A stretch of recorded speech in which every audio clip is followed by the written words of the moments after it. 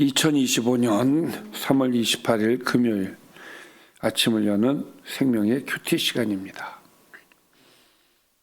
오늘 말씀은 민수기 6장 1절에서 12절 말씀으로 하나님께 헌신한 자의 구별된 삶이라는 제목으로 함께 말씀을 나누도록 하겠습니다. 자, 어제 말씀 간단하게 좀 보겠습니다. 어저께는 6장 말씀이었습니다.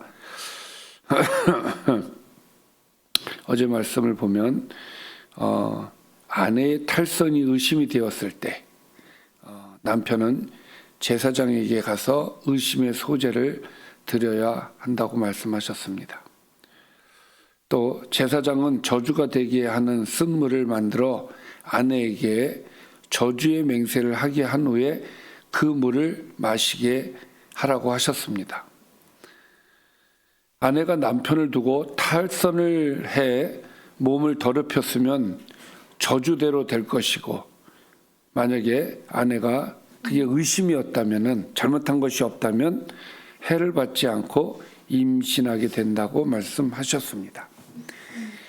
자, 그리고 오늘 말씀이 되겠습니다. 오늘 말씀입니다. 여호와께서 모세에게 말씀하여 이르시되 이스라엘 자손에게 전하여 그들에게 이르라. 남자나 여자가 특별한 서원 곧 나실인의 서원을 하고 자기 몸을 구별하여 여호와께 드리려고 하면, 나실인 제도를 말씀을 하고 계시는데, 나실인 남자나 여자나 특별히 자기 몸을 구별하기 위해서 드린 사람을 나실인이라고 얘기를 합니다. 그래서 나실인으로서의 삶을 살려고 한다면, 첫 번째, 포도주나 독주를 멀리해야 한다. 포도주로 된 초나 독주로 된 초를 마시지 말고, 포도즙도 마시지 말고, 생포도나 건포도도 먹지 말아야 한다는 것이에요.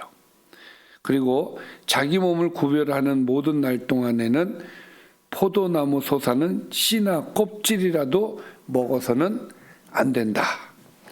자, 그러니까 첫 번째는 포도주와 관련된 것들을 먹어서는 안 된다라는 말씀이 되겠습니다. 기간은 자기 몸을 구별하는 모든 날 동안, 나실인이 서원하는 기간 동안에는 이렇게 포도주와 관련된 것들을 취해서는 안 된다, 먹어서는 안 된다라는 말씀이 되겠습니다. 두 번째는 그 서원을 하고 구별하는 모든 날 동안 삭도를 절대로 그의 머리에 대지 말 것이라. 그러니까 머리카락을 잘라서는 안 된다라는 말씀이죠.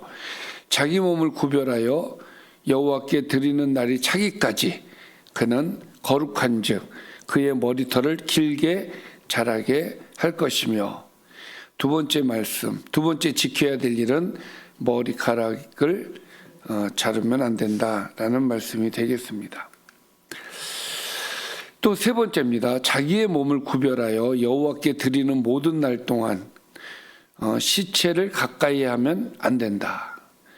그의 부모 형제 자매가 죽은 때라도 그로 말미암아 몸을 더럽히지 말 것이니, 형제 자매가 죽음을 당하면 장사를 지내야 되지 않습니까?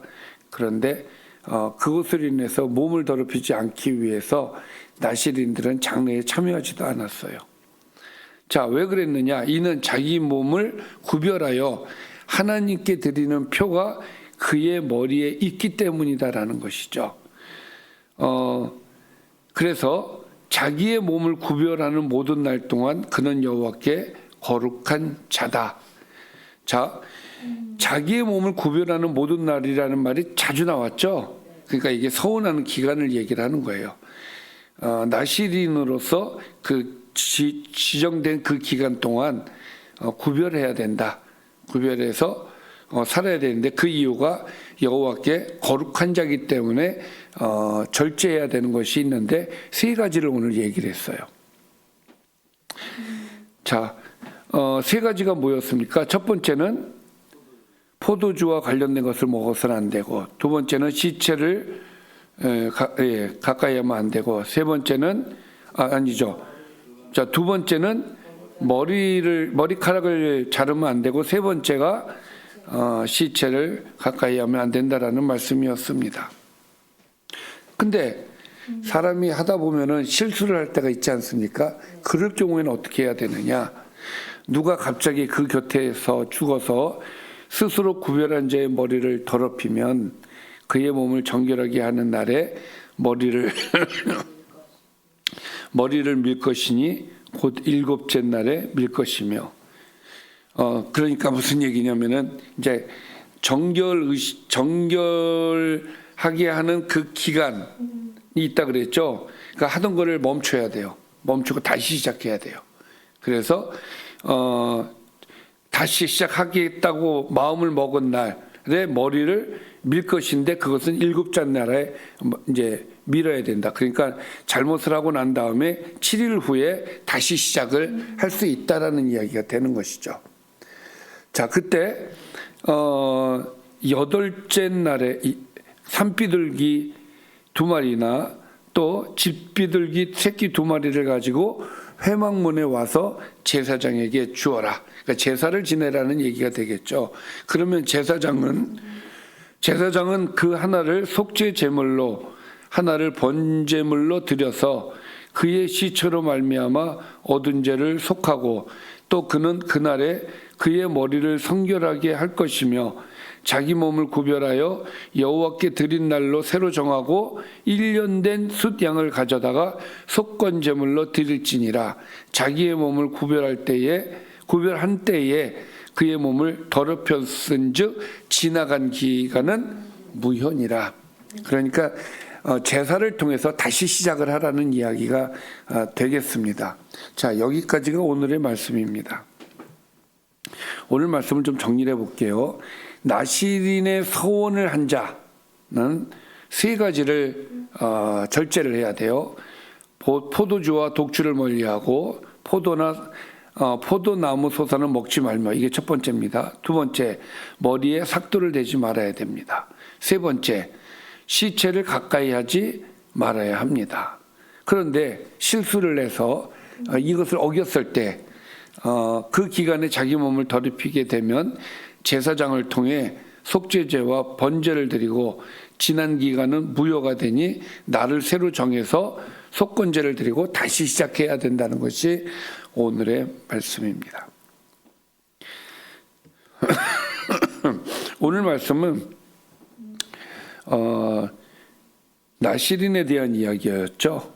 자, 나시린은 하나님께 헌신한 자입니다. 그래서 구별된 삶을 살겠다고 하나님과 약속한 자죠. 그래서 성경의 대표적으로 누굽니까? 세례 요한과 또 누구죠? 누구?